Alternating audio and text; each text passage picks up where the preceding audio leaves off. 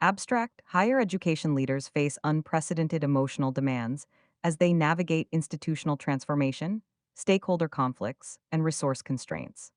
This article examines the emotional labor inherent in university administration and its consequences for both organizational effectiveness and leader well-being. Drawing on research from organizational psychology, higher education administration, and leadership studies, we explore how emotional regulation requirements affect administrative performance and personal sustainability.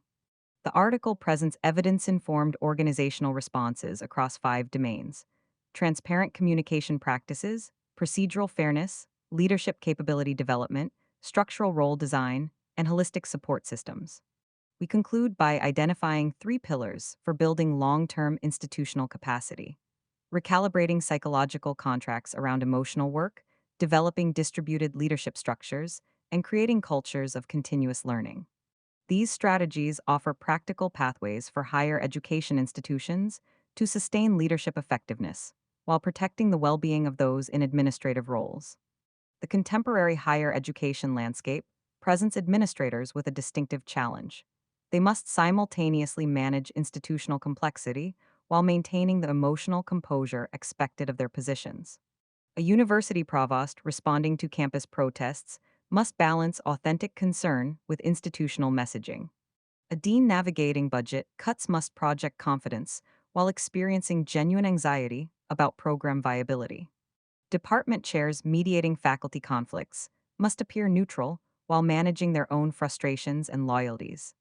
This emotional dimension of leadership work, often invisible in organizational charts and position descriptions, represents a critical but underexamined aspect of higher education administration. While research has extensively documented the technical and strategic challenges facing university leaders, less attention has been paid to the emotional labor they perform: the work of managing, regulating, and sometimes suppressing feelings to meet professional role expectations. The stakes of understanding this dynamic have never been higher. Leadership turnover in higher education has accelerated, with presidential tenures shortening and mid level administrators increasingly reporting burnout. Institutions invest substantial resources in leadership searches and transitions, yet often provide minimal support for the emotional demands these roles entail. Faculty governance depends on productive relationships with administration, yet these relationships frequently deteriorate under emotional strain. This article examines emotional labor in higher education leadership through 3 lenses. First, defining what emotional labor means in academic administration contexts. Second, documenting its consequences for both organizational performance and individual well being. And third, identifying evidence informed strategies institutions can implement to support sustainable leadership. Our goal is to move this invisible work into organizational consciousness, not to eliminate the emotional dimensions of leadership, but to acknowledge them honestly and support them effectively. The higher education leadership landscape, defining emotional labor in academic administration. The concept of emotional labor, introduced in sociological research on service workers, refers to the management of feelings to create publicly observable facial and bodily displays as part of one's job. In higher education administration, this manifests distinctively across 3 dimensions.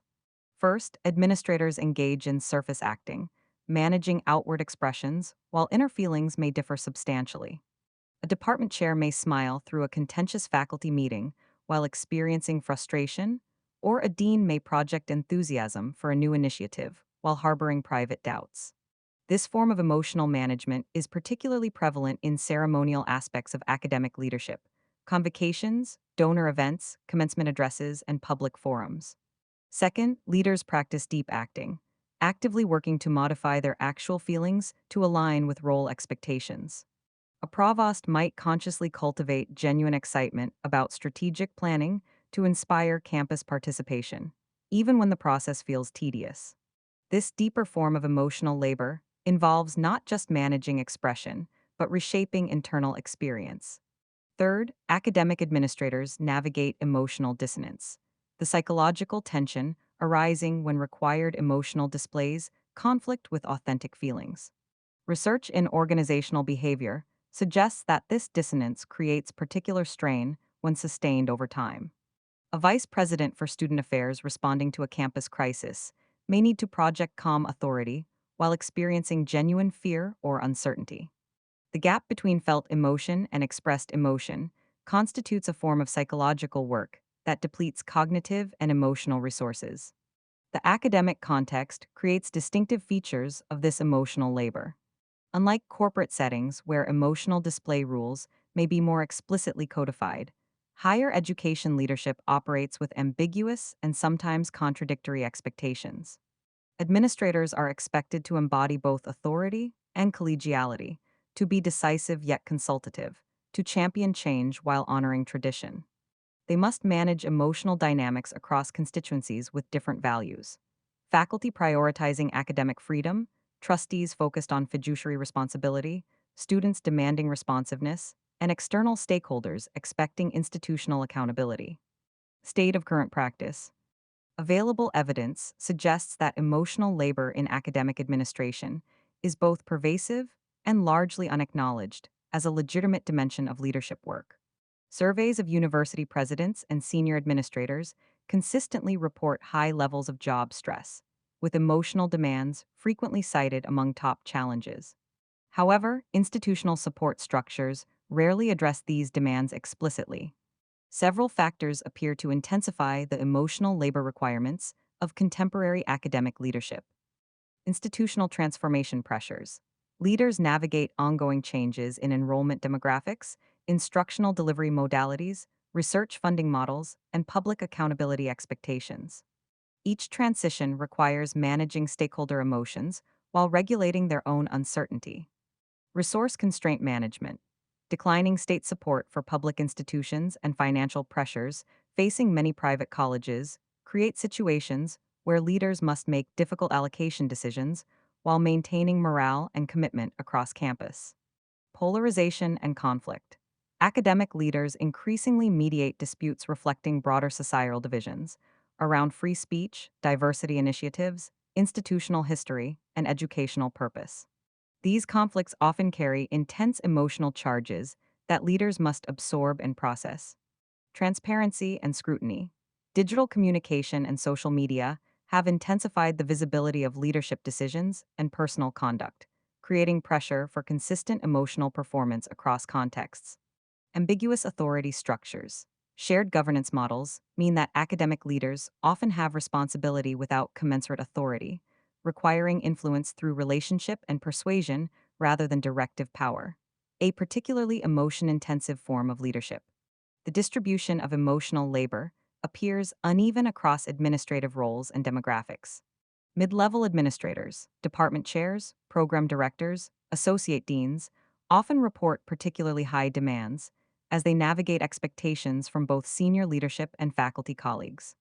Research suggests that women and administrators from underrepresented backgrounds may face additional emotional labor around managing others' discomfort, educating colleagues about equity issues, and navigating stereotyping consistent leadership presentations. Organizational and individual consequences of unmanaged emotional labor. Organizational performance impacts. The organizational costs of unexamined emotional labor in academic leadership manifest across several dimensions of institutional effectiveness. Leadership turnover and instability.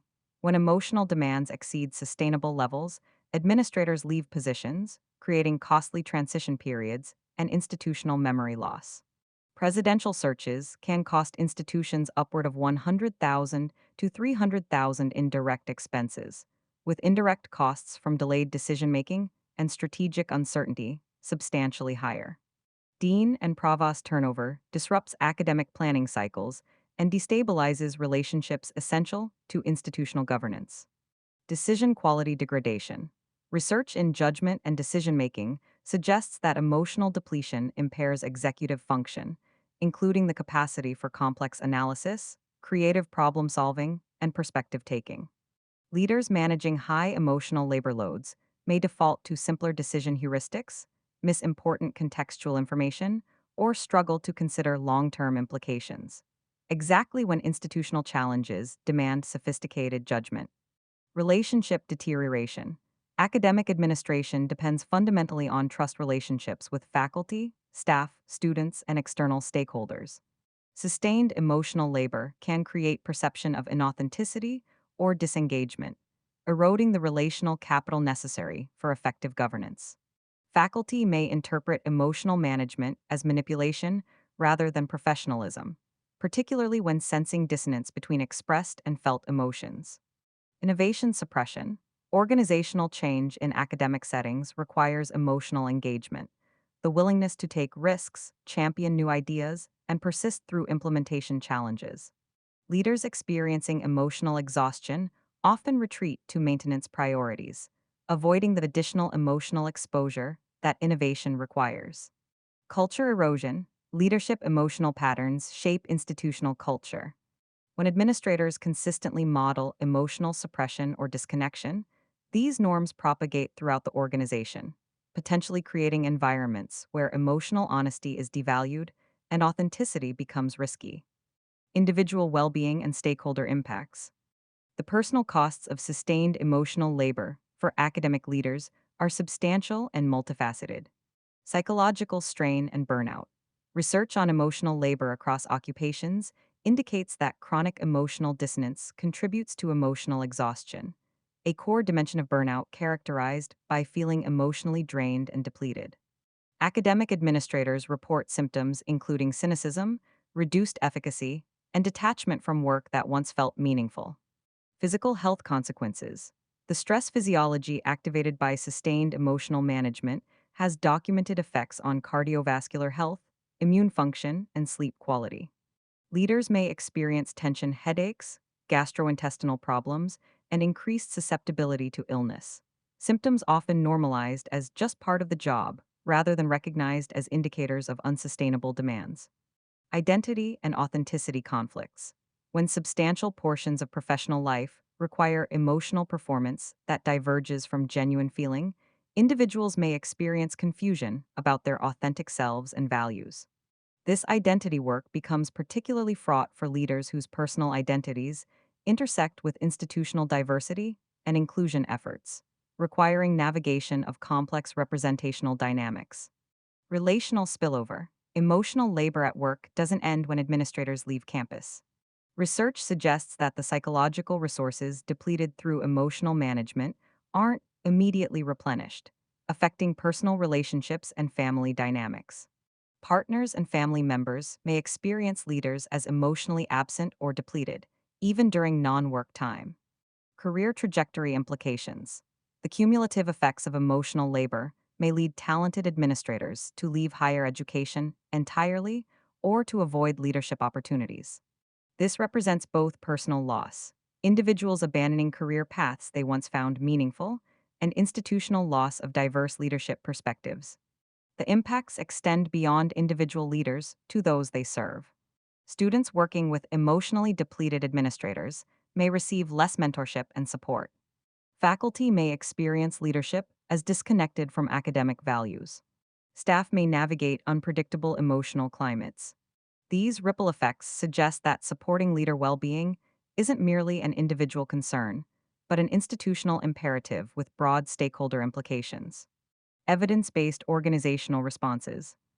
Organizations can implement several evidence informed strategies to acknowledge emotional labor explicitly and create conditions for sustainable leadership. The following interventions draw on research across organizational psychology, health promotion, and higher education administration. Transparent communication about emotional dimensions of leadership. Creating organizational cultures where emotional aspects of leadership work are acknowledged and discussable represents a foundational intervention.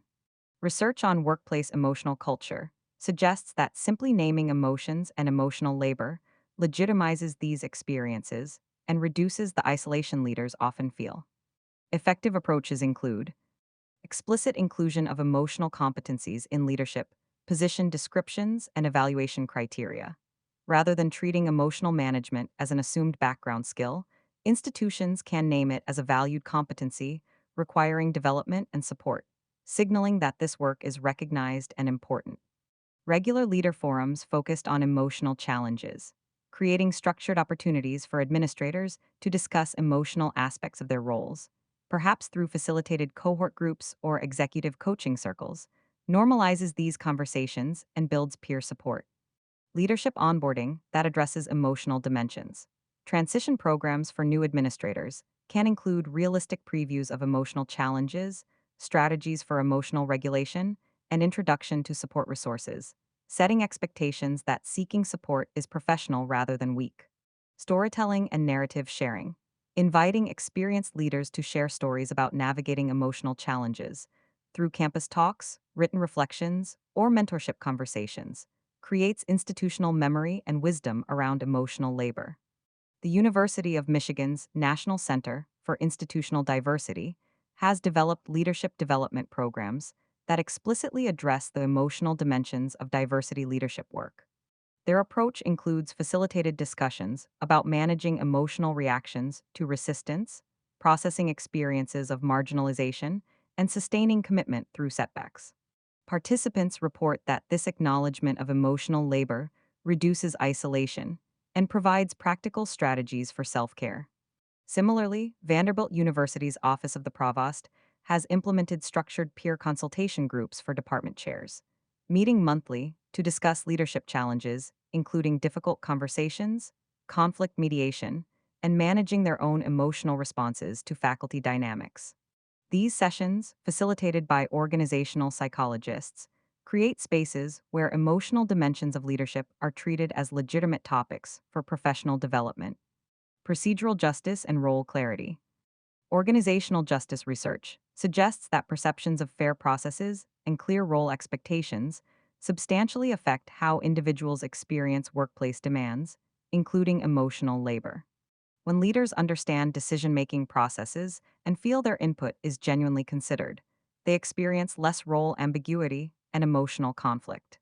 Effective approaches include clarifying decision rights and authority boundaries, explicitly mapping where administrators have decision authority, where they provide input, and where they implement others' decisions reduces emotional labor arising from ambiguous responsibility.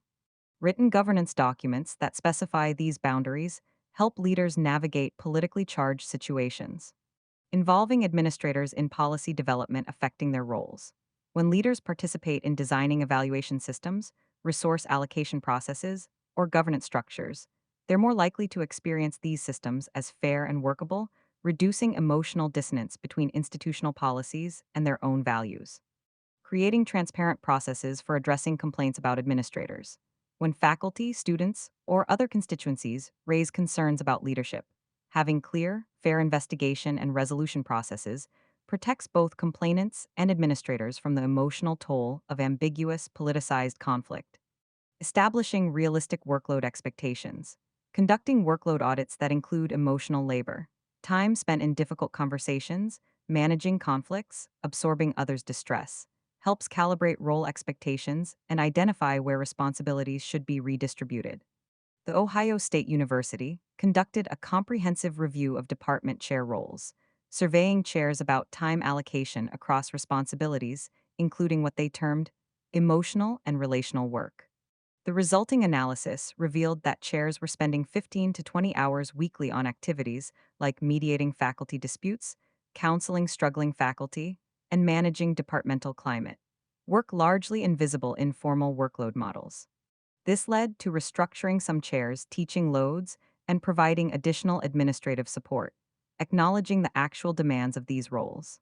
At Emory University, the Provost's office implemented structured role clarity conversations between deans and department chairs, using a framework that explicitly addresses both technical responsibilities and relational/emotional aspects of leadership. These conversations create shared understanding of expectations and identify where chairs need additional authority or support to fulfill their roles effectively. Leadership capability building focused on emotional intelligence. Rather than assuming leaders naturally possess emotional competencies, institutions can invest in developing these capabilities systematically. Research on emotional intelligence in leadership suggests that skills in emotional awareness, regulation, and relationship management can be learned and strengthened through deliberate practice. Effective approaches include assessment and personalized development. using validated emotional intelligence assessment tools to help leaders understand their current capabilities and identify growth areas, followed by individualized coaching or development planning. Skill building workshops on specific emotional challenges, targeted training in areas like delivering difficult feedback, managing one's own anxiety in crisis situations, or recognizing and responding to signs of distress in others provides practical competencies. Reflective practice structures, building regular reflection into leadership routines, through journaling prompts, structured debriefing after significant events, or supervision like consultation, develops capacity for emotional self awareness and learning from experience. Peer learning communities, creating cohorts of leaders at similar levels who meet regularly to discuss challenges and strategies, builds both skills and support networks, normalizing the emotional dimensions of leadership work. Executive coaching, providing access to trained coaches who can help leaders navigate specific emotional challenges, develop coping strategies, and process difficult experiences, offers personalized support for individual development. Cornell University's Leadership Development Program for associate deans includes a semester long module on leading through relationships, which addresses emotional intelligence competencies through a combination of self assessment, skill practice, and peer consultation. Participants engage in exercises like preparing for emotionally charged conversations, processing their own emotional reactions to institutional decisions, and developing strategies for maintaining boundaries while remaining empathetic. The University of California system has invested in executive coaching for chancellors, vice chancellors, and deans, explicitly framing coaching as a professional development resource rather than a remediation tool. Coaches help leaders navigate the complex emotional terrain of their roles, from managing imposter syndrome to processing the isolation of senior leadership to developing strategies for authentic communication under institutional constraints. Structural role design and distributed leadership. Beyond developing individual capacity, institutions can examine how leadership roles are structured and whether emotional labor demands could be redistributed more sustainably. Research on distributed leadership suggests that sharing leadership functions across multiple individuals can reduce individual burden while leveraging diverse strengths. Effective approaches include team based leadership models, structuring senior leadership as teams rather than solo roles, such as co deans or leadership triads, allows distribution of emotional labor alongside technical responsibilities, providing built in peer support and reducing isolation. Specialization of emotional labor. Recognizing that different individuals have different emotional strengths and creating role structures that allow some specialization. For instance, one associate dean might lead external relations requiring high emotional performance, while another focuses on internal academic planning with different emotional demands. Time limited leadership rotations with transition support. For roles like department chair that rotate among faculty, providing substantial transition support and explicitly framing these as term limited service rather than permanent identity shifts can reduce emotional burden and career anxiety. Creating boundary spanning support roles. Positions like ombudspersons, conflict resolution specialists, or well-being coordinators can absorb some of the emotional labor currently falling to line administrators, providing specialized expertise in these dimensions. Flexible leadership pathways. Allowing administrators to move between leadership and faculty roles or to reduce leadership responsibilities during particularly demanding life periods acknowledges that sustainable contribution over career may require variable intensity. Oberlin College restructured its academic leadership by creating senior associate dean positions focused specifically on faculty development and well being. These roles provide confidential consultation to faculty experiencing difficulties, mediate conflicts before they escalate to formal grievances, and absorb much of the emotional support work previously falling entirely to department chairs and divisional deans. This specialization allows other academic leaders to focus more on strategic and operational responsibilities, while ensuring emotional support needs are addressed with appropriate expertise. Georgetown University experimented with coach share models in several large departments, pairing faculty with complementary skills and emotional capacities. One chair focused primarily on external relations, fundraising, and strategic planning, while the other emphasized internal faculty development, conflict resolution, and climate issues. Participants reported that the partnership reduced isolation, provided immediate peer consultation on difficult situations, and allowed each to leverage their strengths rather than being stretched thin across all dimensions of leadership. Financial and well-being support structures. Acknowledging that emotional labor has real costs, institutions can provide tangible resources that support leader well-being and signal organizational commitment to sustainability.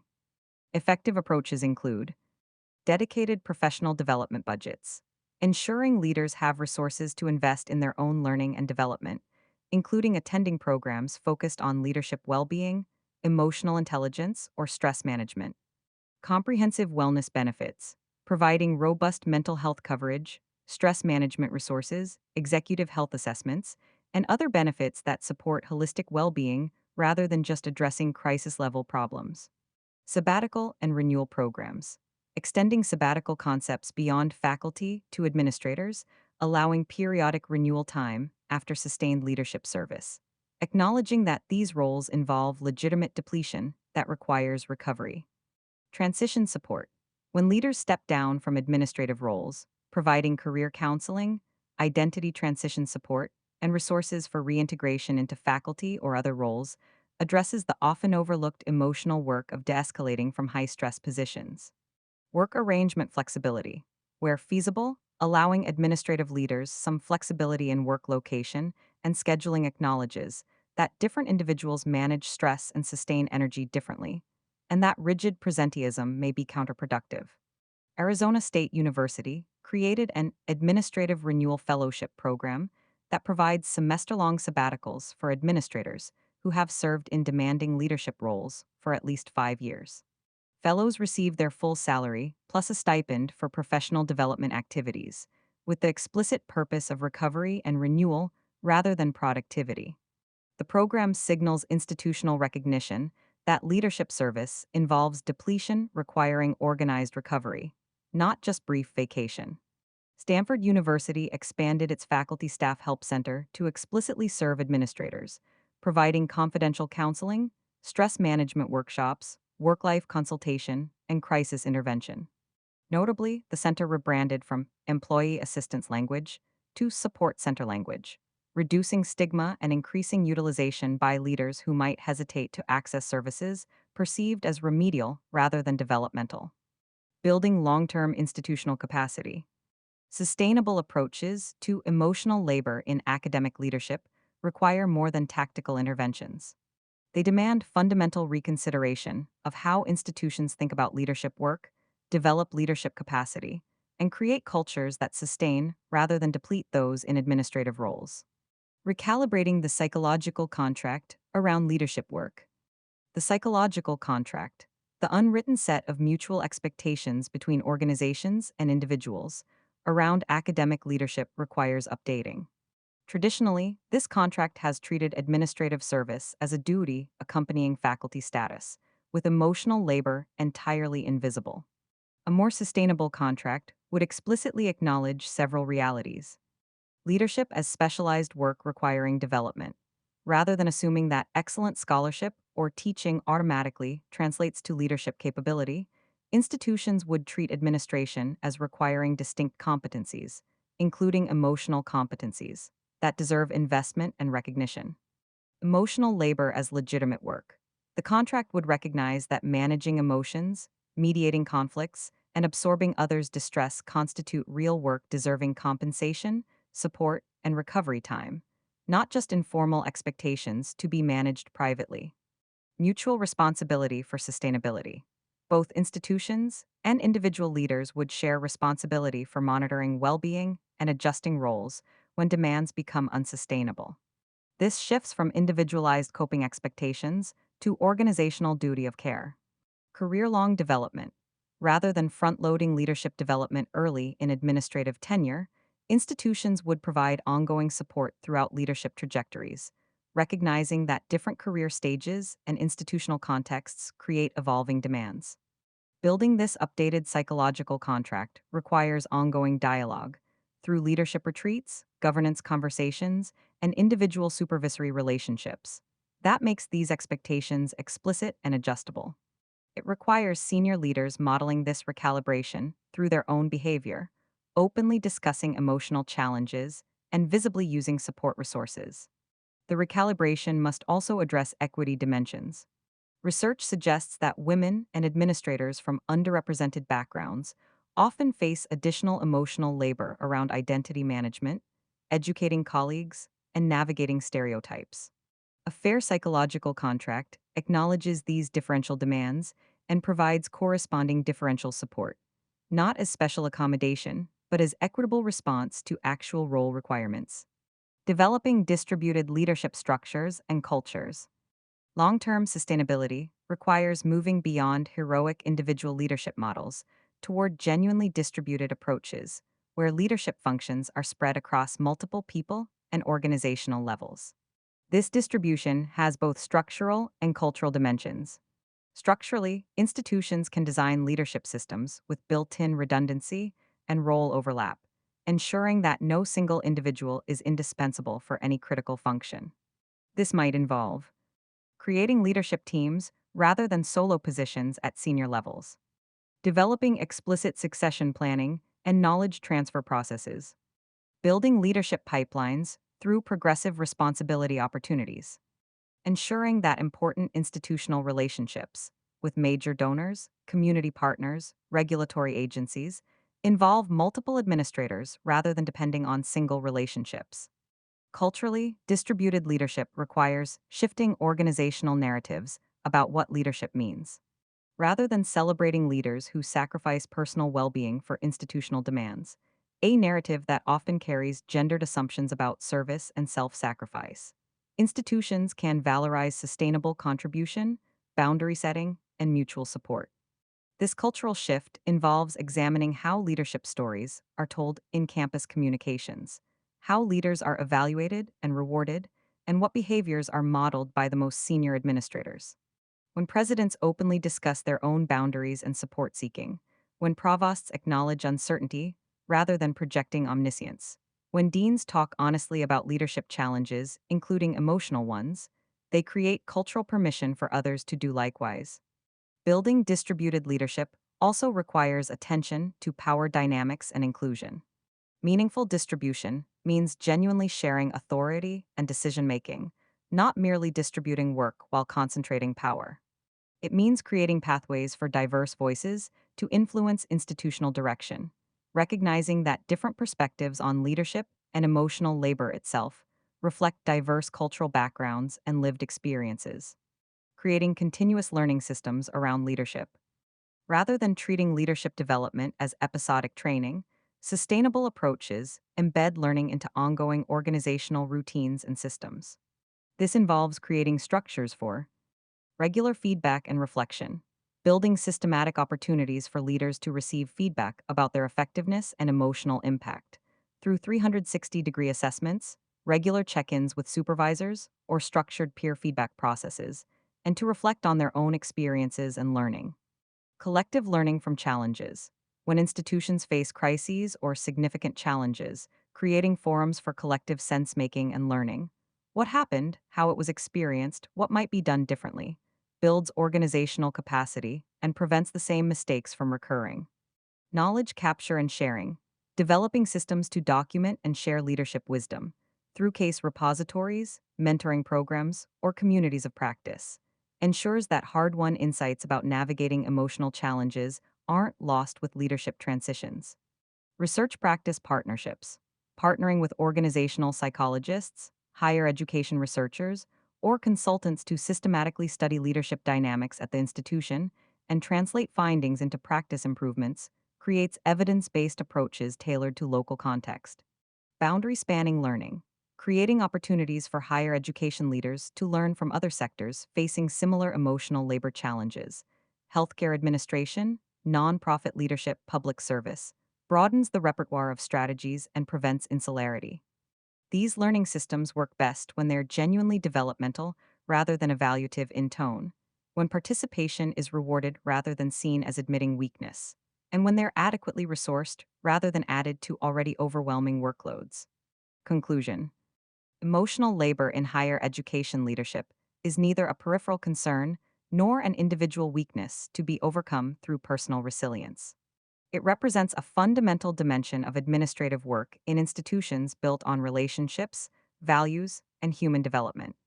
The contemporary context, characterized by accelerating change, resource constraints, polarization, and public scrutiny, has intensified emotional demands to levels that often exceed sustainable limits. The evidence suggests that unexamined emotional labor carries substantial costs for institutional performance through leadership turnover and degraded decision making, for individual well being through burnout and health impacts, and for the broader stakeholders who depend on effective, humane leadership. These costs justify thoughtful organizational response, not as benevolent gesture, but as strategic imperative. The interventions reviewed, from transparent communication to structural role design to comprehensive support systems, offer multiple entry points for institutional action. Not every institution will implement every strategy, nor should they. Context matters. A large research university faces different challenges than a small liberal arts college. Public institutions navigate different constraints than private ones. Institutions with strong shared governance cultures will approach these issues differently than more hierarchical organizations. What matters most is moving emotional labor from invisible background assumption to legitimate topic of organizational attention and support. This requires courage from leaders willing to name their own experiences, commitment from institutions willing to invest resources, and cultural change toward normalizing emotional honesty alongside professional competence. The path forward involves three core commitments: acknowledgement, speaking honestly about emotional dimensions of leadership work, treating emotional labor as real work deserving recognition and support, and creating organizational cultures where discussing these challenges is professionally acceptable rather than career limiting. Investment, allocating tangible resources, financial support, structural changes, professional development, well being programs that signal institutional commitment beyond rhetoric, and ensuring these investments reach leaders at all levels rather than concentrating only on the most senior positions. Innovation, experimenting with new leadership models, learning from both successes and failures, and adapting approaches as institutional contexts evolve, while building systematic learning processes that capture and share emerging wisdom. Higher education institutions ask much of those in leadership positions: strategic vision, fiscal responsibility, political acumen, relationship building, decision making under uncertainty, and ambassadorial representation. Adding to this list the explicit recognition of emotional labor, the work of managing feelings, mediating conflicts, and sustaining hope and commitment through difficulty, simply names what has always been required. The opportunity lies in moving from individual, invisible coping to collective, organizational support. The ultimate goal is not to eliminate emotional demands from academic leadership. Emotion is intrinsic to work that matters, to relationships that sustain institutions, to change that improves education. Rather, the goal is to create conditions where leaders can engage emotionally in ways that are sustainable, authentic, and supported, where the human costs of leadership are acknowledged and shared rather than privatized, and where institutions demonstrate through action that they value not just leaders' productivity, but their wholeness as human beings. For individual leaders currently experiencing the weight of emotional labor, we offer this. Your experience is real, shared, and consequential. Seeking support is professional, not weak. Setting boundaries is responsible, not selfish. Your well being matters, not just as instrumental means to institutional ends, but as intrinsic value. The work you do in navigating emotional complexity contributes to institutional function as surely as strategic plans and budgets. For institutions, we offer this challenge. Examine honestly how your structures, cultures, and practices acknowledge or ignore the emotional labor your leaders perform. Invest in learning what sustainable leadership looks like in your specific context. Create space for honest conversation about costs and support needs. Build systems that distribute emotional burdens more equitably and support those bearing them more effectively. The future of higher education leadership depends not just on attracting talented people to administrative roles, but on creating conditions where they can sustain meaningful contribution over time without sacrificing their health, authenticity, or sense of purpose. This work begins with recognition, seeing the invisible labor that sustains our institutions, and continues with organized, collective commitment to making that labor sustainable.